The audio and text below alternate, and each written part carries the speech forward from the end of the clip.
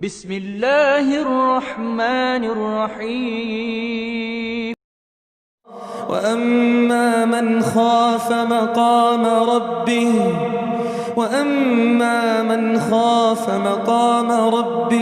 وَنَهَى النَّفْسَ عَنِ الْهَوَىٰ۔ آئیے ہم پہلے مردوں کے بارے میں دیکھتے ہیں کہ مردوں کو کون کون سا کپڑا اور کون کون سا لباس نہیں پہننا چاہیے۔ سب سے پہلا مسئلہ نماز کا لے لیجیے۔ نماز کی حالت میں انسان کم سے کم کتنا کپڑا پہن سکتا ہے؟ ایک سوال ہے۔ آج سے 4-5 سال پہلے ایک آدمی نے مجھ سے موبائل پر یہ سوال پوچھا تھا کہ مولوی صاحب بنیان پہن کر نماز ہو جائے گی کہ نہیں؟ میرے ذہن میں یہ خیال آیا کہ مرد کی شرمگاہ ناپ سے لے کر گھٹنے تک ہے، تو اگر بنیان آدمی پہنے اور ساتھ میں لنگی بھی پہنے تو ناپ سے لے کر گھٹنے تک کا حصہ تو چھپا ہے، تو نماز تو ہو جائے گی۔ میں نے ان سے کہہ دیا کہ ہاں آپ کی نماز ہو جائے گی۔ بعد میں ایک حدیث میرے سامنے گزری، اللہ کے نبی جناب محمد رسول اللہ صلی اللہ علیہ وسلم نے فرمایا کہ نماز کی حالت میں مرد کے کندھوں کا ڈھکا رہنا بھی ضروری ہے۔ اس حدیث سے یہ پتا چلا کہ بنیان میں نماز نہیں ہوگی اگر اس سے کندھا آپ کا ڈھکا نہیں ہے، کندھے پر بھی کوئی چادر ہونی چاہیے۔ ہاں اگر مجبوری کی حالت ہو، انسان کے پاس کوئی کپڑا نہ ہو، صرف ایک چادر ہو، تو ایک چادر میں بھی نماز ہو جائے گی، اس کی بھی دلیل ملتی ہے۔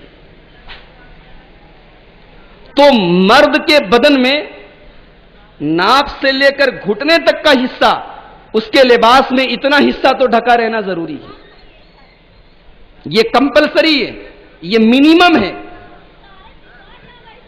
بہت سے لوگ انڈر ویئر پہن کے ٹہلتے ہیں، یہ غلط ہے شریعت کے پوائنٹ آف ویو سے۔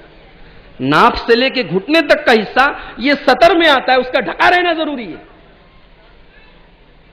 انڈر ویئر سے آپ کی ران نہیں ڈھپتی ہے، سطر سے لے کے ران تک کا حصہ ڈھکا رہنا چاہیے، یہ مرد کی سطر ہے، مرد کی شرمگاہ ہے۔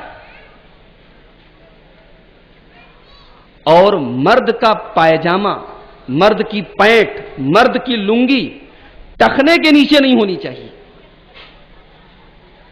اس کو شریعت نے تکبر کہا ہے۔ اور اللہ کے نبی نے فرمایا کہ اللہ تعالیٰ 3 لوگوں کی طرف قیامت کے دن نہ تو رحمت کی نگاہ سے دیکھے گا، نہ ان سے بات کرے گا، نہ ان کو پاک صاف کرے گا۔ کون کون لوگ ہوں گے؟ المسبل، اپنی شلوار کو، اپنے پائجامے کو، اپنے پینٹ کو ٹخنے کے نیچے لٹکانے والا، والمنان، اور کسی پر احسان کرنے کے بعد اس احسان کو جتانے والا، والمنفق صلاتہ بالحلف الکاذب، اور وہ دکاندار جو جھوٹی قسم کھا کر اپنے سامان کی قیمت کو بڑھاتا ہو، جو اپنے کاروبار میں جھوٹی قسم کھا کر اپنے کاروبار کو بڑھاوا دیتا ہو، ان 3 لوگوں کو اللہ تعالیٰ نہ تو قیامت کے دن دیکھے گا، نہ بات کرے گا، نہ پاک صاف کرے گا۔ تو پتہ یہ چلا کہ مرد کی پینٹ، مرد کا پائجامہ، مرد کا ازار ٹخنے کے نیچے نہیں لٹکنا چاہیے۔ اب ایک سوال، کیا وضو کرنے کے بعد انسان کی پینٹ یا پائجامہ یا لنگی اگر ٹخنے کے نیچے چلی جائے تو وضو ٹوٹ جائے گا؟ ایک ضعیف حدیث میں آتا ہے کہ وضو ٹوٹ جائے گا، لیکن وہ حدیث ضعیف ہے، اس لیے وضو نہیں ٹوٹے گا، گناہ ہے، وضو نہیں ٹوٹے گا۔ تو مرد کا پائجامہ، مرد کا لباس ٹخنے کے نیچے نہیں ہونا چاہیے، ٹخنے کے اوپر ہونا چاہیے۔ اور لباس بہت ٹائٹ نہیں ہونا چاہیے۔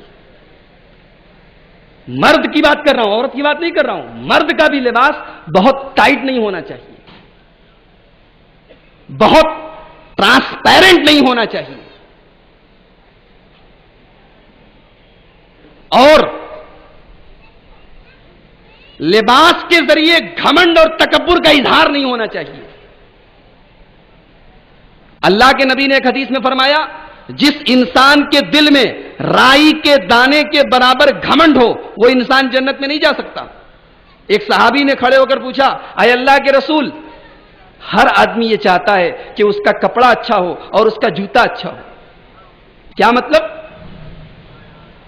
مطلب یہ ہوا کہ ایک انسان 1000 روپیہ میٹر والا کپڑا پہنے اور ایک انسان 50 روپیہ میٹر والا کپڑا پہنے، تو 50 روپیہ میٹر والے کو دیکھ کر 1000 میٹر والا کپڑا پہننے والا انسان تو خود بخود اس احساس میں مبتلا ہو جائے گا کہ میں اس سے بڑا ہوں.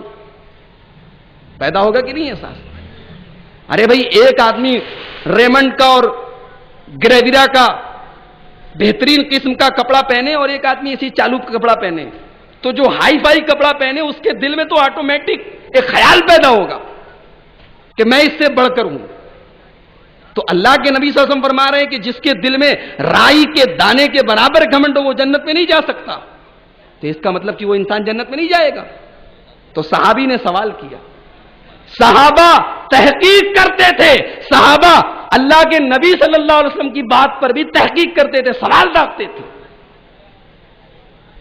یہاں تو یہ مزاج ہے کہ عالم نے جو کہہ دیا پتھر کی لکیر ہے، عالم سے بحث مت کرو. شریعت نے تحقیق سکھائی ہے.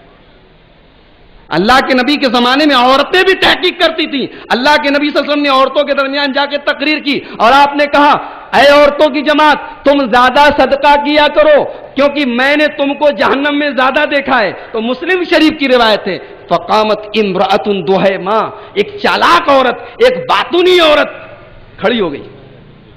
وَبِمَا یا رسول اللہ، اے اللہ کے رسول کیوں عورتیں جہنم میں کیوں جائیں گی؟ یہ کیوں لگا؟ کیونکہ عورتیں بھی تحقیق کرتی تھی.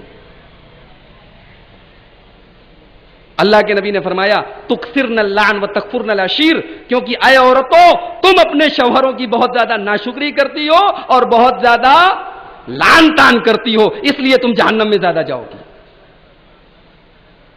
تو اللہ کے نبی صلی اللہ علیہ وسلم نے فرمایا جس کے دل میں رائی کے دانے کے برابر گھمنڈ ہو وہ جنت میں نہیں جا سکتا. تو صحابی نے کھڑے ہو کے پوچھا اے اللہ کے رسول، ہم میں سے ہر آدمی یہ چاہتا ہے کہ اس کا لباس اچھا ہو اور اس کا جوتا اچھا ہو، تو کیا یہ بھی گھمنڈ ہے؟ جب صحابی نے یہ سوال کیا تو اللہ کے نبی صلی اللہ علیہ وسلم نے ان کا ڈائریکٹ جواب نہ دے کے تکبر کی ڈیفینیشن کر دی. تکبر کیا ہے یہ بتا دیا. اللہ کے نبی نے فرمایا الکبر بطر الحق وغمط الناس، تکبر یہ ہے کہ حق بات کو جاننے کے باوجود حق بات کو نہ مانا جائے. بطر الحق، حق بات کے سامنے اترایا جائے، حق بات کو ایکسپٹ نہ کیا